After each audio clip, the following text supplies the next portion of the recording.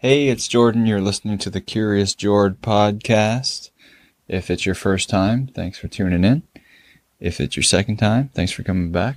If you've listened to all of them, you're probably the first person to do so besides myself, so congratulations for that.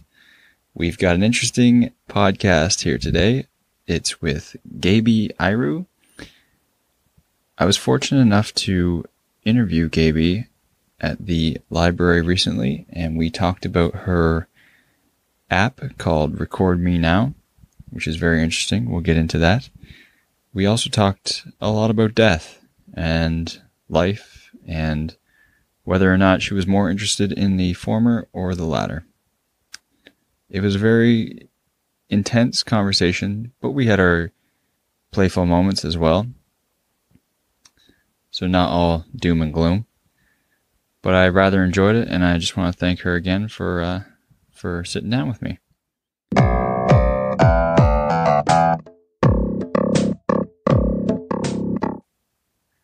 Awesome. Thanks for coming in. Thank you. I first came across you and your work through Interesting Vancouver, like their lecture series that they do. Yes. It's kind of like TED Talks, basically, right? And I was so interested in the app that you and your team had created, RecordMeNow, right? Yes. Could you tell me and people listening what that app is about and what the motivation for it was? Thank you, certainly. So RecordMeNow wasn't supposed to be born at all. I'd moved to Vancouver from London in 2004, and my dad got sick, and he was dying and died quite quickly. And then I found out after he died that a girlfriend of mine had committed suicide. And so I was really plunged in grief. I had no idea, no bearing of really what to do with that. Especially, it's really weird grieving and losing someone when nobody around you has any reference to that person. So in a way you can pretend it didn't happen, and in another way it really happened and you have to deal with it. So I did two things. One was I joined the Vancouver Hospice Society grief walks, which I'd recommend to anyone who wants to get support. It's free, and that was lovely. That was walking through nature once a week. The other thing I did was I started walking around talking to complete strangers about death and dying. So I would sit at bus stops. I think I still was breastfeeding my youngest. Okay. I was like a very strange lady breastfeeding her child, would come up to people and talk to them about death and dying. But I really needed that. And I also wanted to connect with my friend from school who had died children, and I had no idea what to say to them. So I looked up on all different places in libraries and on PubMed, the sort of, medical guide to everything that's been researched properly in all of time. And I wanted to find out, what do you need to say to a child? Or what does a child need to know to feel whole? What did I need to say to Emma's children? Or what could I say that would have helped them? And the research wasn't there. And I think a seed started germinating, or whatever a seed first does. And I then started more formally going around and interviewing people and putting the interviews out there, asking for people who'd lost one or both parents before they were 16. And I asked people, amongst many, many questions, about how their life turned out, how they found out about the death, what kind of death did they know. I really wanted to know what would have helped them at the time of death, to know from or about their parent who died. And people were so generous. It was amazing. People in Vancouver and all over really started contributing. And some themes just kept coming back. Things like people would say, I know that my parent whispered something to me at night, and I don't know if I've blanked it, or I don't know if I didn't hear it at the time, but I can't remember it and I need it. Especially, let's say, I'm now having a child. I really want to say the same thing to my child. Or, I love the smell of our home. And every now and again, I'll walk into a place and I'll get that smell, and I want that smell in my house. Or, my dad died and I need to know it wasn't my fault. Or, I was left a china vase and it broke and I wish I'd been left something else. Or, I feel something about my sexuality. I'm not sure that the parent who died would have accepted it. And I wish I knew, because I don't know if my other parent who survived telling me it wouldn't have been okay is saying it for themselves or saying it for my dead parent. Mm. So there were loads of things that were coming up, but many of them repeating. And then I thought, well, I'll just write this on a paper and I'll submit it to a magazine and I'll do something. And then I very kindly was welcomed to a group, at the Cancer Agency, where they have a women's group for women with metastatic cancers. And I told them about my research and I told them what I was doing, and they all got quite excited and wanted to talk about their answers. Yeah. And I realized then that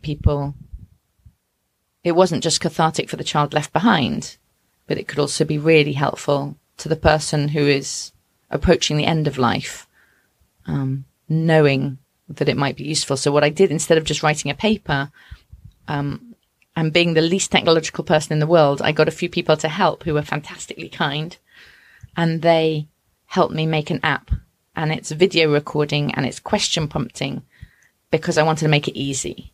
I think there are loads of things that we all want to do, run a marathon or, do Tough Mudder or whatever it is that we want to do, but maybe we'll never do because it seems insurmountable. So I wanted to make this question by question, because it's more likely you'll do it if it's question by question. And because if somebody's dying, they're likely to be tired, have appointments, have other good things to do, be feeling quite yucky or quite sad some of the time. Yeah. And they've got limited time left. So we made it as user-friendly as possible. And then my husband, Peter, had the very good idea that however good my questions are, they're not going to be as good as that person's questions within their family. So it's got an option where instead of just tell me a joke, it's got a, plus and minus button, and you can add in, tell me a joke about that, or tell me that time about when you fell off the donkey. Tell me about when, you rode the dog in the fair and you won the horse competition or whatever. It personalizes it. And okay. Again, if someone thinks, oh, no one's going to be interested in me, well, if you've populated this app with questions that pertain to that person, it's going to be interesting to them. Yeah. And it's video, right? Yeah, it's a video, and we've made it now. You can put it on your iPhone and you can have it on your computer. And we just wanted it to be easy. So, one lady, she uses it. She's shown people her wine cellar or whatever she's got. 3 bottles of wine, let's say. I don't know what she's got. Could be huge, could be tiny. And she said, okay, drink this one on the night I die. Drink this one where, you find the guy you're going to marry. It was very sweet. Someone else did it with their garden. Some people have no next of kin at all, but they just find it interesting looking back over their life. But okay. I really made it for people leaving children or someone close to them. Yeah. So what was the response like when you launched the app? Well, it was all funded by my husband and me. So there wasn't really a launch. And I got very excited when 6 people had done it. Yeah. And then somehow a PR company from a mining company, I want to say tech, they said, well, we're not going to give you any money, but we'll give you access to our PR people. And that was really lovely. And so they encouraged me to write out to people, which I did. And then people started telling people, and then some of the cancer groups started inviting me back. And then it grew, and the 6 became 60, and the 60 became 600, and now I don't look, but it's many people a day, and it's certainly well over 100,000 people have been using it, and it's also telling me things about how we live. Like, I noticed that if you tell somebody to speech, maybe 1 in 10 of them will download it, of the people in the room. But if some popular doctor in New York tells her blogging group, 1 in every 2 to 1 in every 3 of them will download it, which is phenomenal. So that, I mean, the power of all these funny medias that I know nothing about, it's very, very interesting. Yeah, that's great. That's an amazing service. I had listened to another podcast called Note to Self, and they were talking about a service, I believe it was voicemail based. So it was sort of similar to yours.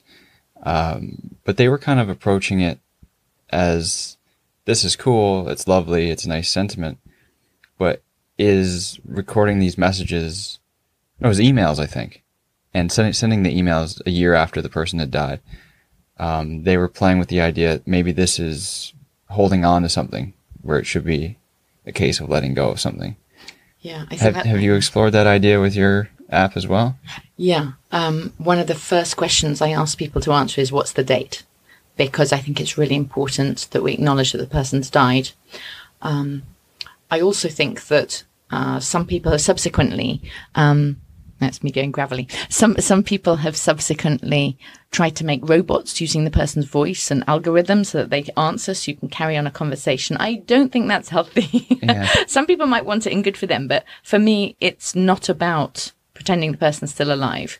It's about, especially for children who may not remember the parent at all, or may feel guilt about not being able to access what was their voice like, what were their eye colors, things like that. Being able to give them some sense of themselves and their stories. Because remember, if your parent dies when you're 2, they're taking a lot of your stories with them. And our stories are really important to us and our sense of self. And one guy said, I feel like a plastic toy, but I want to feel like Paris or Rome. I want to feel like a city. I want to feel significant. The other thing is that we do say to people very clearly, don't play the videos to children under 6 because they've still got magical thinking. They've still got a difficulty in really acknowledging and absorbing the death as a permanent thing. So I'm very, very careful around that. Yeah. This is really a way of saying this is what the person was like. And often, if the person's been sick for a very long time, let's say they've got a neurodegenerative disease, and the child might not have any memory of them having been mobile or being able to speak or being able to hold them and hug them. If they can see a video and I say, do you want to go and film yourself dancing with your child? Or one man even phoned me and he had ALS and he said, he said, would you mind please if I record shall we say, steamy video for my wife? And I'm like, use it however you want to. I don't see it. That's the other really important thing. Nobody sees this apart from who you give access to. So if you record it and put it on a memory stick for your wife, that's who gets it. Nobody else can see it. And that's why we didn't want it to go to iCloud. We didn't want it to go anywhere that I don't really understand. Yeah. You get it. It's yours. It's free. It's private. It's personal. But yeah, that issue is really important. But for me, it wasn't about faking life. It's more about remembering who the person was. Yeah. When you mentioned people developing robots and like giving them voices and holding on to more of something they shouldn't rather than a reminder, it reminded me of a Black Mirror episode. Are you familiar with that show? I know Black Mirror. I've only watched one. Okay. Spoiler alert for anyone. There's an episode that pertains to this particular idea of speaking from the grave, so to speak. So a woman loses her husband in a car crash, and then a friend is like, "Oh, when I lost my husband, I used this service," and it's just like it takes all of their online and their social media presence, the service amalgamates it and sort of gives them a voice based on how they would speak and how they would write. Yeah. And you can email them and they email you, the service emails you back in their voice kind of. And then the technology in the episode advances such that at one point you can get this sort of artificial intelligence, like robot thing shipped to your house that looks just like a person. It's like set in the future a little bit. It's flesh and bone, like it appears to be so. And then that thing is totally programmed with everything from the online stuff, so whatever their presence was online. But there's shortcomings in it, right? Because obviously your entire life and all of your thoughts aren't online. Yeah. Not yet anyways. And the robot, let's say, is saying things that it wouldn't normally say, or it's not reacting to questions in a specific way because it's not actually him, right? Yes. So that's kind of like a near future guess on Black Mirror's part for what these services could develop into. So I just wonder, like, I love the idea of your app in hearing their voice or hearing the stories. It's a reminder, but it's like a limited reminder. So I wonder when we'll go too far. Like, how far is too far? I think we'll know when we go too far, because you normally feel very consciously, this is a bit odd and I'm not sure I'm comfortable with this. I think we probably are already going too far in all different dimensions. Yeah. And so sometimes it's like when you're a child, you go too far and then you realize, okay, I got to step back, Yeah. That was a bit too close to the car. Now I'm going to stand a bit further on the curb or at the train track or whatever. I don't know. It's a very interesting area. And I do know that when we look at the amount of data, I used to know it off by heart, but I don't anymore. I can't keep up of what somebody leaves. Although there's a paper trail, the email trail, and everything trail, you can't sift through it. And nor would I want my children to look at, my different presences and identities online, because they're relevant to those different audiences and relationships. But I just like the idea that something is left for children. Because in the past, when I did the interviewing, almost nobody had been left anything at all. It's as though we couldn't cope with the idea, so we just ignored it. In fact, 2 men, unrelated, separately said, my mum was changed. Mum left, Dad married someone quickly again, mainly for us, and no one spoke about it. And that's what I wanted to get away from. When we're speaking too much, when we're manipulating and making a robot of the real, that's not my field, and I'm not comfortable with that. But for me, I was very cognizant, working in a play therapy group with kids who were furious because they couldn't remember mum as well. They could only remember mum sick. And then they were told, shh, be quiet, let mum rest. And then mum died. And many of them thought, did I kill mum? And I even had a child ask me, because they were so young, they didn't even know about death. They even said, well, mum's underground, but she doesn't have her wheelchair, so how's it going to work? Wow. And I thought, whoa, we need to go way back to understand this. We need to, in society, talk about death. We need to, in schools, when a teacher dies, be able to talk about not just how we're going to celebrate who the teacher was, but actually understand what death is. And that can start as early as when, the goldfish, dies, or your pet dies, and acknowledge it and talk about it, the good and the bad. And that's another thing. When somebody dies, we tend to say fantastic things about them. And that can be really, really hard to emulate and to follow. And as a parent, I would say, I want you to have a good life and a happy life and fulfilled life. But hey, I make a huge amount of mistakes and I've got so many things wrong, and that's part of the adventure. And in no way do you need to be a superhero. In no way do you need to be smiley all the time. And a lot of the people I interviewed had really done very solid, good careers. But I'm not sure they'd given them as much of a break and as much of themselves a kind of happy kickback time as maybe the rest of us do. Yeah. How did you go about interviewing all the people for the app? Was it just approaching people on the street, or was there like a survey? Or? Yeah, it was everything. So the first year I just randomly asked strange things. I can't even remember. It was a big blur. Afterwards, I sat down and thought, come on, my background was looking at child protection issues and research. I thought, let me write it properly and let me think about, covering my tracks, doing it double blind. Actually, I ended up doing it triple blind. And let me see more areas than I could possibly need. And then I did everything from going at the bus stops to talk to people, to putting it on Craigslist, to putting it online, to having it in groups related to all different conditions. And from there, people often told their friends, or I put it up in community notice boards and libraries. And we had people in multiple countries answering and giving feedback. And it also had a good cross-section of people, from people who died fighting as soldiers, to people who'd been suicidal, to people who'd been, addicted to things, to people who died from life-limiting conditions. So that was interesting too. It's a huge mine, and I've only tapped it for a little bit of this so far. Do you see any trends in different countries for the questions that they ask or the concerns that they have? I haven't looked at that yet. It's a very, very good question. And I'm sure there would be, in terms of how the society views it. I have dealt with some people who said they would rather lie to their child than culturally acknowledge that the dad is dead. So the child has continued to be told that dad is traveling, that dad is a traveling salesman. And I don't even know.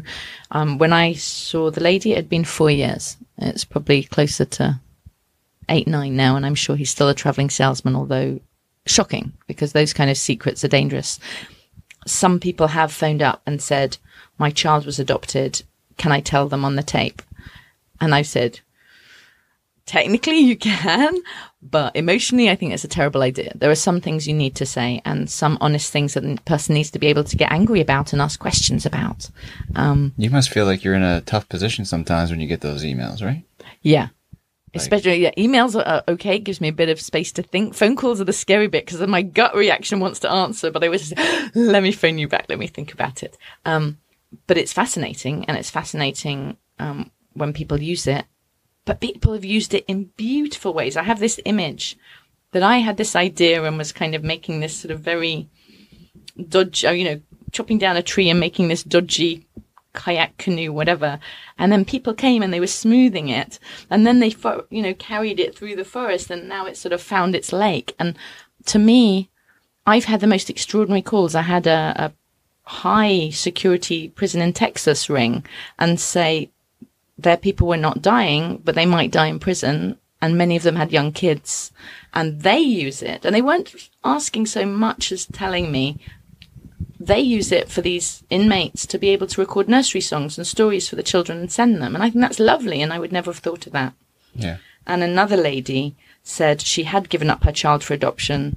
She was scared of dying before the person came, but she was using it to answer all the questions. She was doing it very methodically because she didn't know this person who this child was now. And she said she was going to do it very methodically, answer everything. And then if the child comes, that will be with the solicitor or the lawyer, which is a lovely, lovely legacy. Yeah, that's incredible. I was wondering where the prisoners would get a phone or a computer to record them. Yeah, it's a really good question. All I know is that they were watching everything. They were censoring everything. Yeah, I imagine mostly people tend to do this. If they can't do it independently, they will be maybe a lay visitor in prison. He'll come round and do it with people. Actually, my mum used to be a lay visitor. You go around, you have a session per week. You can go and see people. They can feedback problems. And I imagine they've got volunteers, certainly in some of the hospices. I know in England at Edge Hill University, they were helping people leave legacies. And some of the specialist summer camps, like for Huntington's disease or certain conditions, they will send everyone home who wants to with a recording of themselves. Oh, okay. More recently, I was invited in the last few years. UBC have started a Flex Legacy program. So at the same time as giving somebody who's palliative, who's in the last few, months and stages of life, as well as giving them a legacy of their choice. So it could be a written, it could be a quilt, it could be RecordMeNow. It's also helping the young doctors learn to what a palliative care diagnosis means and to work with patients in a very sensitive, empathic way. Can we talk about just the word palliative for a second? Yeah. What would be your definition for that? I don't know what a clinical definition is. My definition is the person facing end of life. Often it's known. You have a different schedule and approach. Doctors will still continue looking for ways to support you and cure you if they possibly can. But mainly it's looking at making people comfortable and getting a lot of support as death draws closer. So it tends to be terminal conditions. Oh, okay. And yeah. Okay. Yes. And in many countries, palliative also means that the person will have a lot more access to services. I know the Red Cross loan service, they will really, be able to give people a lot of equipment for their home, for example. Get beds, get commodes, get lifts, get, bath handles, all of that. And a lot of that is put in place once a person is facing the end of life. And that is likely, though not inevitable. I saw at the bottom of your email you sent me, you're associate member of palliative care for UBC. Yes. What does that position entail in? Well, that's to do with the training of students in this legacy project. Okay. Because I've been doing quite a bit of that. And I've also been talking at the bucket list festivals, which Dr. Pippa Hawley started. And the bucket list festival is a one-day fantastic day for people who are looking at their own life-limited condition and getting support for them so they can ask as many questions as they want to.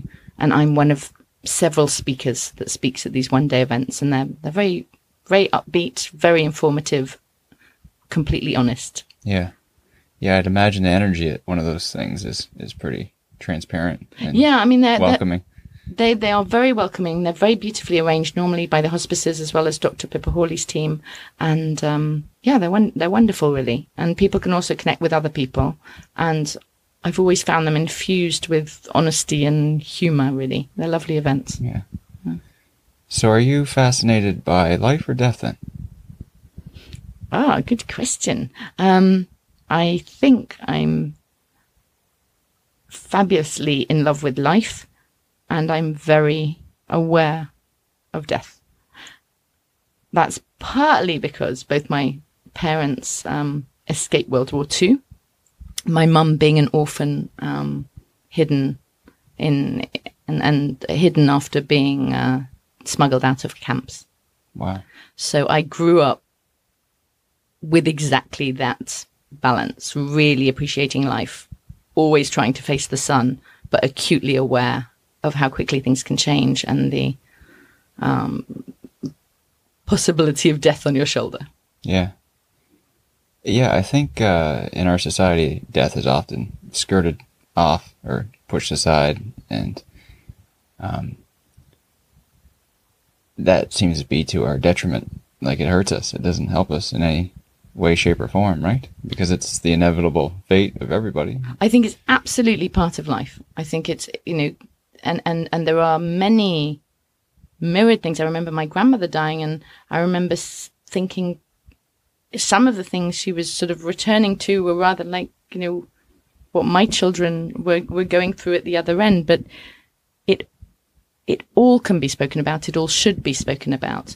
I would like a sort of transitions thing, even goodbyes. Like when somebody leaves a school, I'd like them not to vanish. I would like that to be acknowledged. When someone's fired from your job and you turn up at work and the desk next to you is empty, for me, that's freaky. Talk about it. Even if it's in sort of bad humor or whatever the expression is, even if, they've been fired, let people at least have some aspect of goodbye. Yeah. I believe in non-religious ceremony. I believe, or religious if people want it, but I believe in just that openness and just being able to say what happened here. Yeah. And it is amazing how many people will vanish because they're scared of doing or saying the wrong thing. And if you've got somebody who is very sick or grappling with someone, even if you say, I have not a clue what to do, but I just want to sit next to you, that's really helpful. Yeah. And instead of saying to someone, oh, tell me if I can get you something, turn up with a plate of pasta, or just go around with a vacuum and help in their home, or do something. Or give them some cards and say, okay, I can, clean your car, or I can, go to the doctor with you, or I can, get you some stuff so you can work on your knitting and chemo, whatever it is. Step up and offer something, or start that dialogue, or just turn up on the doorstep, because that alienating people is very wrong. Yeah. Yes, for sure. Especially in the time when they need it the most. Absolutely. And we all will find a good reason why we need to stay away from that person, but it's not really valid. Yeah. I think too now with our with people getting older, there's almost like a death in life with things like Alzheimer's and neurodegenerative diseases. That scares me the most. That scares me more than dying. Right? Yes. Is the death before death, really. Yes. So in cases like that, I mean, your app is appropriate for anyone really to start recording messages earlier than later. I really hope so. And you know what? If people want to record it and they don't believe they're going to die, record it and then record it again 10 years later and have a laugh, look back and say, whoa, look what I said then. And now or maybe don't watch it. Watch them, when you record in your 20s, 30s, 40s and 50s, watch all of them. But Yeah, I think we don't know what faculties we're going to lose when, and that is part of the problem. And so to remember to enjoy your time, to remember to enjoy your everyday, because we don't know what's coming next. Yeah. That's really hard emotionally and financially because you don't know how to pace yourself. But I think it's very important to enjoy yourself along the way. And I'd love it if people would record. I'd love it if all of us did it. In the same way, I'd love it if we all were organ donors. I would love it if we all left something just in case. Because when somebody is sick and dying, they know they're dying, they have time to say goodbye if they'd like to, and people say goodbye to them. Whereas if we die suddenly, that's even more shocking. Yeah. Yeah, when I found the app, I thought it was cool, and then I was like, oh, maybe I should do this. But then I was like, I don't need to do it. I'm not dying. But then I thought, oh, I could die. Yeah. I could walk outside and have a piano drop on my head, right? No, absolutely. I mean, if we look at the stats about, I have a poster up at home, with how we die and what we die from. And, it's not reserved for people knowing that they're going to die. Yeah. And a huge number of people who find out that they are near the end of life find out with very little time to go. Yeah. From nothing, from no knowledge at all. Yeah. When I interviewed Melanie, the funeral director that I mentioned, I asked her about what were some of the more memorable or funerals that stuck out in her mind. And she said it's always when it's young people, right? Because it's so sudden and unexpected. So that's a prime example to record now, Yes. Record something now. Yeah. Even if you do just look back on it in 10 years or whatever. Right? Yeah. I mean, I remember going to a family and everyone was really, really focused on the mum. And actually the mum ended up living a very long time and the dad dropped down dead. Yeah. And that really threw me. Yeah. Yeah. Just to change gears here, because I want to talk to you about some other stuff as well. Did you run a marathon while on a cell phone? Yeah. It wasn't my best idea. So in 1994, I was a volunteer at Victim Services in London. And one of my colleagues, we would help people after a traumatic event. And sometimes that meant interviewing people who had actually done it. But until the police said they'd done it, they could get all different services and stuff until the arrest, and even beyond the arrest, actually, sometimes. And one of my colleagues, I don't know or can go into all the facts, had been counselling a man who had then attacked her and raped her, and he was serving time in a prison. And he was being released to run the marathon. This is as far as I understood from the newspapers. And I phoned up and the newspaper said, well, no one can take his place at this short time, and I phoned up and said, actually, I could take his time. They said, oh, do you run? And I said, no, I don't run.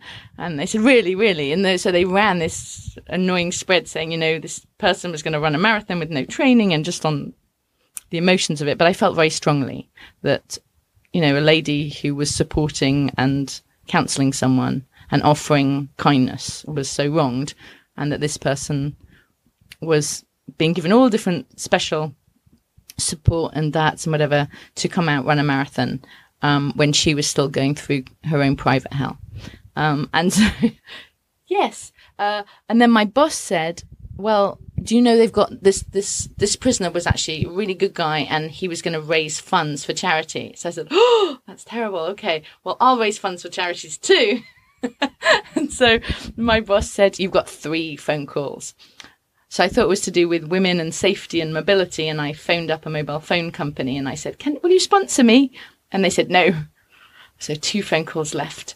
And I ran up another phone company and I said, hello, I'm going to do this thing. Will you sponsor me if I run around with your phone, which at that time were really, really big. 94, yeah. That yeah, must have been a brick. They were really big and they had this huge harness. And they said, no. And I thought, okay, 1 call left. I have to just offer anything, no matter how ridiculous. And I was, I think, a few days, under 3 weeks, I think, away from the marathon. And they said, so I said, will you sponsor me if I carry your phone the whole way round? I speak the whole way round. I become the first person ever to speak in a marathon the whole way round the course. And I speak to any journalist you put through to me. And they said yes. So I did. And it was so heavy and such a terrible idea. It was a terrible idea for two reasons. One was the battery was so big. I had to find this one guy in the crowd called Adam who had the battery that I could swap with, which is quite hard on a marathon course. Secondly, everybody else wanted to borrow the phone, which is really funny. So I think I actually ended up running more than a marathon because I was like running after my phone, going, give it back, I have to talk to people. And I was like squirreling around and around trying to get people. But I'm very glad I did it, but I was very terrible. And I'd just like to say that those no blister socks that they sell, it's not true. All that it does is if they blister, then they just send you some other socks or a refund. It doesn't actually mean that they don't blister. Well, my socks, I blistered a lot and the shoes were new. And yes. So you finished? Yes. Wow. Yes. Had you run a marathon before? No. Just sheer determination. Yes. And the lady actually from Victim Services, she wrote me an amazing letter saying that something like my feet would be lifted on wings. And I really felt that. I mean, I'd like to say I ran it really quickly. I ran it really slowly. They'd open the roads, cars were now going past me and I was still going. But I just wanted to finish it and talk the whole way. How long did it take? I'm sorry, I can't hear that question. We're going to go over it. All right. Maybe 6 hours, maybe 5.5. Maybe I'd have been quicker walking. Geez, you finished. That's quite the feat. I mean, a lot of people have that on their bucket list to just do a marathon, right? Right off the bat, you were like, I'm taking a phone with me. No, they're amazing things because the crowds are amazing and you see things and you chat to people and they are extraordinary events. Yeah. Did everyone want to see it because it was such a novelty? Like you said, people were passing it around? People, they were saying, can you phone my mom? And then the funniest one, my grandma was 97 and she phoned and she said, why are you talking? And I was like, because you phoned me. And she couldn't get her head around it at all. Yeah. Wow. There were some other stories I wanted to touch on too. You're quite an eccentric person. You're in interesting Vancouver. You were saying you're pretending to be a grandparent for your child at one point in time because they weren't around. Tell us that story. So coming up in March, I don't know if all the schools have it. Many schools have Grandparents' Day. Okay. And I was aware growing up that I only had one grandma, and I'm acutely aware for kids in school when they have Grandparents' Day and there's no grandparents. And I've tried multiple things. I tried getting a friend who was a babysitter, but she was too tall and blonde and sexy, and so I got told off by the school. I think she unsettled people. And she was really lovely, called Rebecca.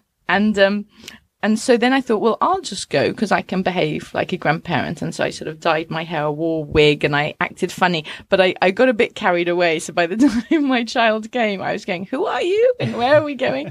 But yeah, I just like the idea that on Grandparents' Day, people should have a grandparent there, or you should be allowed to do something fun. It used to be, I think, that if you didn't have a grandparent there, you stayed in the class working, which I thought was really unfair. Now I think they're more aware of it, and so often the child who doesn't have a grandparent is paired up with another child who does. Oh, okay. Yeah, but where did that idea come from? Where did the running with the cell phone come from? Where did the app come from? It seems like you've got a well of terrific and unusual ideas. Thank you. My current one that I would love to happen if anyone wants to contact me and do it. I'm very concerned about loneliness, and I would really like there to be some system whereby you could sit down with your drink or plate or whatever at home and you could click on and almost be match made to someone who is also free for those 30 minutes and wants to have dinner with you, but without any money spent. You just switch on and you say, okay, I want to talk about art history and I want to talk about, what we're going to do about Trump, and I want to talk about, the Patriots or something. And you could click on and have somebody to chat to for those 30 minutes for dinner. Where ideas come from, I don't know, the idea fairy. But I mean, for me, I like playing with solving things, and I'm the least scientific person. So I think sometimes my ideas come from just having to find a funny way around things. Yeah. I like that idea, the dinner one. I know, it'd be good, wouldn't it? Yeah. And also, you'd stop all the sort of date rape. Well, you wouldn't be going out to meet someone. You're not spending anything. If you like them, you could then arrange to meet them. Yeah. But I like the idea of just having, my daughter called it sort of peapods, just having a way that you could just connect with people. And if you like them, they could become on your regular roster or you could just spin again, but it might be a nice way to connect people. Would it be local or would it be global? I'd love it global. I mean, when I was pregnant, I used to play chess on MSN, which is a long time ago. Oh no, I didn't play chess. I played bridge on MSN. And there would be, these old ladies in Florida giving me advice. And I was in London because no one else was up at that time. Oh, okay. And so I love that idea that you don't need, if you're not actively meeting them, you could have someone anywhere.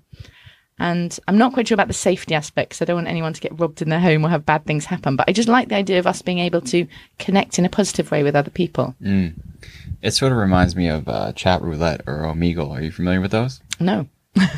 It's basically your idea, except you go on, let's say, chat roulette, and the camera's filming you. So it's like a Skype call, but you're randomly being hooked up with strangers from anywhere in the world. You don't choose it. They just pop up, and you can either start talking or you can click next. Oh, very nice. But anyone who knows these two things, chat roulette or Omegle, oftentimes when you go on them, it's just men exposing themselves. Yeah, so that's my problem. I need to, exactly, that has been my problem. And when I mention it to some people, I have this very prudish view of, no, it'll be very nice. We'll be having tea, and they'll be having tea. And they'll be like, no, it's not going to work like that. There'll be burgled behind them, and they'll be giving away information.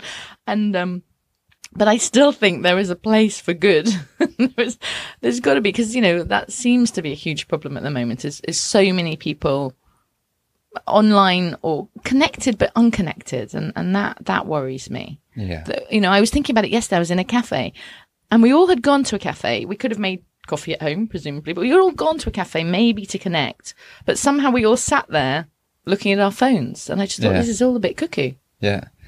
Well, here's my $1 million idea. Yes, please. Hopefully nobody steals it. Okay. I want to open up a coffee shop that doesn't have Wi-Fi, so people actually go Very and good. talk and read a book or play a board game or do whatever, right? Very good. So I've been trying to see if places like this exist. Maybe they do. I mean, Vancouver seems to be the place where something hipstery like that might take place. Very good. But yeah, I think that would be great, because I get that feeling too. I'll be at a coffee shop and I'll go there to work on the computer or do whatever. But it would be nice if I went into a place and there was a free license to just approach somebody and be like, hey. I mean, I think like Drexel Games and Stormcrow and those places where there are loads of board games they're joint, communal tables, those are good. But I think we should, or even maybe we could have a time of day where people just switch off. Yeah, it's like a happy hour or something. Yes. Yeah, no Wi-Fi hour. Some sort of like signals broadcasts out and it just cancels off. Yeah, wouldn't that be good? Yeah. I've noticed online, I've seen some shows like stand-up comedians, they have these things now. They're like these velvet bags that you put your phone in when you go to a show, and I guess they magnetize across the top, and there's a signal attached to them that borders the venue. So if you're watching the show and there's an emergency, you need to go on your phone, you can leave and then the bag opens up and you can access your phone again. But while you're in there and you're watching a show, you can't open the bag to get your phone. Oh, very good. I need that at home. Yeah.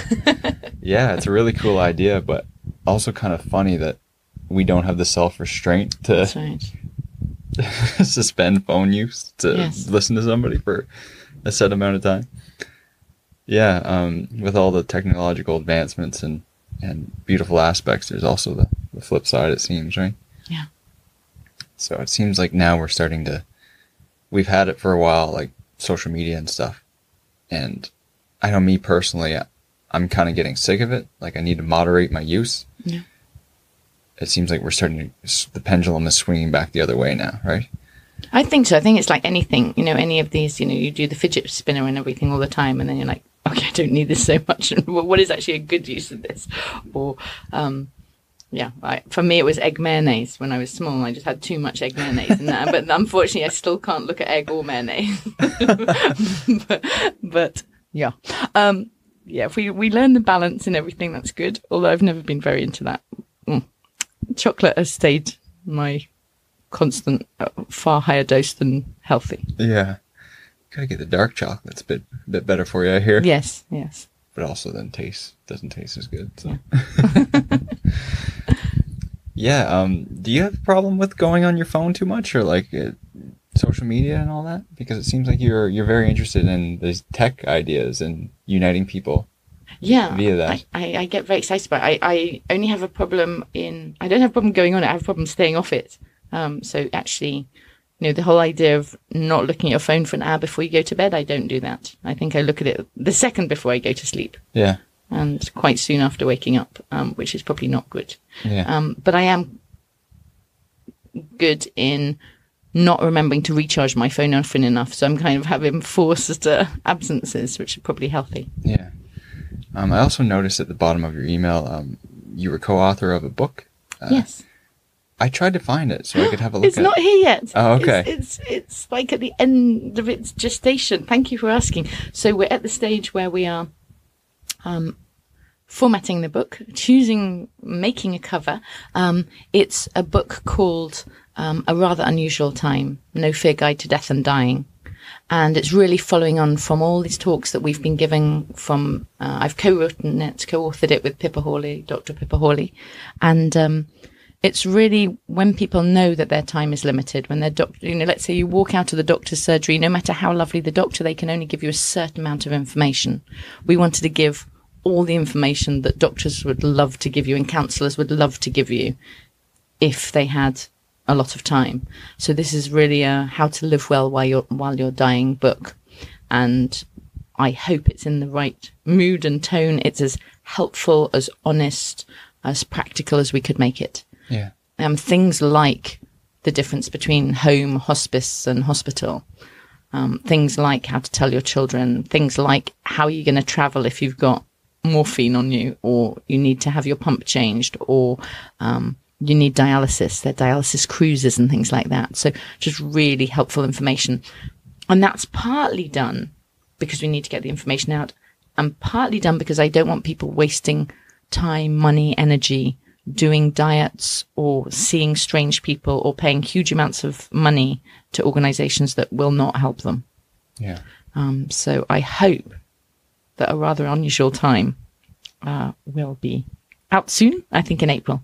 Yeah. And we're going to try and, tell as many doctors and organizations as possible so that people can get it. That's great. It sounds like you're trying to turn the rather unusual time into a usual time, almost. Yeah, it's the rather unusual time is this palliative time. It's the time from when you know that you're dying, but you're so alive, Yeah. My dad had this party and he was like, well, what do I do if I don't die now? It's like, enjoy your time, live your life. You're still yourself. And it's very much embracing that and celebrating the person being them in whatever way they want to. Yeah. And in the same way as you live the rest of your life, ideally in being yourself and doing what you want and connecting with the people you care about, it shouldn't be any different as you approach death. And your death, your funeral, your celebration of life, your party, whatever it is you want to do and however you want to do it, we want to really encourage people to do it their way. And I've been alongside people who've been dying for maybe 30 years now. And so it's something very, very key to me. Yeah. Isn't it interesting how no matter the culture, no matter the society, no matter religious, non-religious, there needs to be some sort of ceremony surrounding death and leaving? And yeah, I think that we all, even for the people that ignore it and push it away, we know that's not good, right? Because it's not like there's a hump, there's a barrier, there's a gap that needs to be crossed, and there needs to be some sort of ritual, in quotes, right? Yes, I think it's hard though, because we need to accept that we're vulnerable, and we need to accept that there are going to be big changes, and no matter what we've put in place, we need to trust people to act on that, and then yes, to be able to, that's what I really hope. I hope people will be able to maybe not have so much of a fight against it, but actually to be able to say, I am dying, but you know what, let's talk about the things and let's get people close and let's use this, rather unusual time well, because it's so important. And actually being able to say goodbye is a lovely thing. Yeah. Truly is. Yeah, I think about it. I don't know if I think about it more than the average person or not, but I've done 2 podcasts centered around it now. So I noticed. Yeah, I think the your app is certainly providing a ritual, so to speak, or at least an easing into the pond of the great beyond, right? Sending the message or recording the messages, rather.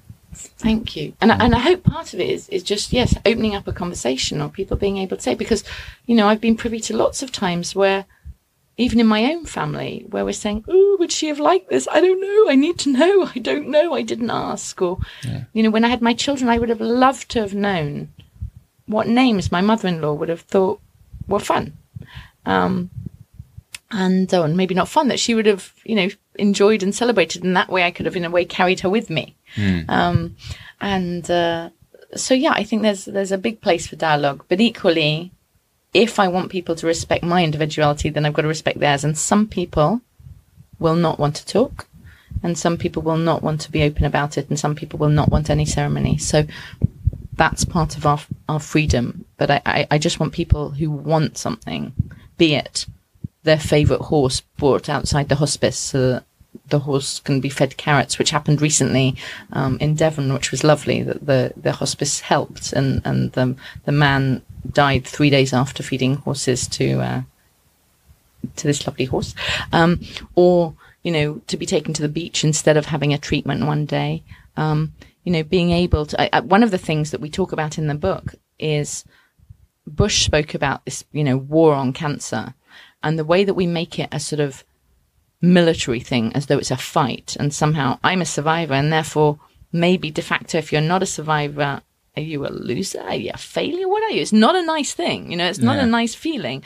Whereas I think we don't say that about the dentist. That's what drives me cuckoo. We don't say, hooray, I'm a victor, my wisdom teeth are fine. No, but, we need to drop that. We need to say, at some point, none of us are going to get out of this alive. At some point, the medicines that have been working for many, many years are not going to work, and be able to give ourselves the dignity and luxury to live our life to the end, however we want to. Yeah. Yeah. That was always something I thought was weird, that language around like the fight, or like fighting against this or that or whatever, or they lost the battle, how about they went confidently, Absolutely. And also, people have a right, and we see it sometimes when people are giving birth, say, oh, did you do it naturally or did you not? Or it is people's individual bodies, it's their individual treatments, and what they want and how they want to do it is completely, up to them. The doctor will give them good advice. And the other thing is to say, doctors are not holding back. That's the other thing. People think, oh, there's going to be this secret treatment. There's going to be this secret trial. There's going to be this medicine I can't access, or someone's told me about this new thing. On the whole, doctors want to help. That's why they became doctors. If they can get it, if they think it will help you, if the trial exists, if you qualify, they will support you. And to ask for things, and to know that, people are with you, and you just say what you need. And if you don't get an answer, keep asking. Yeah. For sure. When will the book be out? It'll be out by April, which is quite soon. That's awesome. Where can people find it if they want to check it out? Oh, we hope it's going to. You'll certainly be able to get it from a rather unusual time.com. Okay. Otherwise, you can get it from No Fear Guide to Death and Dying.com, or you should please go and ask for it in bookstores, because the more you ask for it, the more it will appear. And you should be able to get it on Amazon. Quite close to that date. Fantastic. All right. Thank you so much. Thank you very, very much, Jordan. Thank you.